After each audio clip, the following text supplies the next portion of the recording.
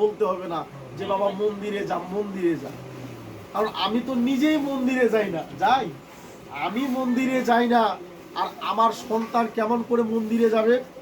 শ্রীমদ্ ভগবত গীতায় ভগবান বলছেন, ইয়ৎ ইয়ৎ আচরতি শ্রেষ্ঠ তততর দেব জন স ইয়দ প্রমাণং কুরুতে লোকত অনুবর্ততে। বলছে মহান মহান মনুষ্যেরা যাহা কর্ম করে সাধারণ মানুষেরা কিন্তু তাহা অনুসরণ করে। একজন সন্তানের কাছে সবচেয়ে বড় মনের মানুষ হচ্ছে তার পিতা। এখানে মেয়ে মানুষেরা আছে, একটা মেয়ে সব মানুষের প্রেমে পড়ে, কিন্তু সর্বপ্রথম যে পুরুষটার প্রেমে পড়ে সেটা হচ্ছে তার বাবা। ওর বাবা হচ্ছে তার কাছে রিয়েল হিরো। ওর বাবার নামে একটা খারাপ কথা বলবে ও মেনে নিবে না।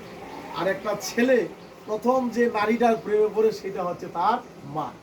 তো এই যে আমরা যাকে এত ভালোবাসি, যাকে পছন্দ করি, সে যদি ভালো আদর্শবান হয় তাহলে কিন্তু জীবনটা পরিবর্তন। যেমন এখন দেখা যায় যে গার্লফ্রেন্ড বহু ছেলের সিগারেট খাওয়া বাদ দেওয়ার পাইছে, বলছে নাইলে তোর সাথে আমার রিলেশন নাই, তুই সিগারেট। আমি যে আমার মাকে ভালোবাসি, আমার মা কি পারে না তার ভালোবাসার জোরে আমাকে এই খারাপ থেকে ভালোর পথে নিয়ে আসতে? কি পারে কি না পারে?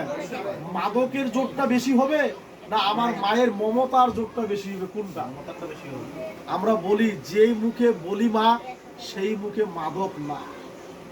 আমার মেয়েটা একটা অন্য ধর্মের ছেলের প্রতি আকৃষ্ট হয়েছে, তার প্রেমে পড়ে, তাহলে নিশ্চয়ই আমি বাবা হিসাবে আমার প্রেমের ঘাটতি আছে, আমি তাকে সেই প্রেমটা দিতে পারিনি। আমি যদি তার প্রেমটা দিতে পারতাম তাহলে সে অন্য ছেলের প্রতি এতটা আকৃষ্ট হতো না। আমার শ্রদ্ধেয় ধীরাজ দাদা বলছে, শাস্ত্রে বলা রয়েছে যে লালয়েত পঞ্চবর্ষানি 10 বর্ষানি তারয়েত। বলছে যখন 5 বছর পর্যন্ত বয়স তখন তাকে লালন করো, আদর করো, স্নেহ করো, কিন্তু এর পরের 10 বছর তাকে শাসন করো। এর পরের 10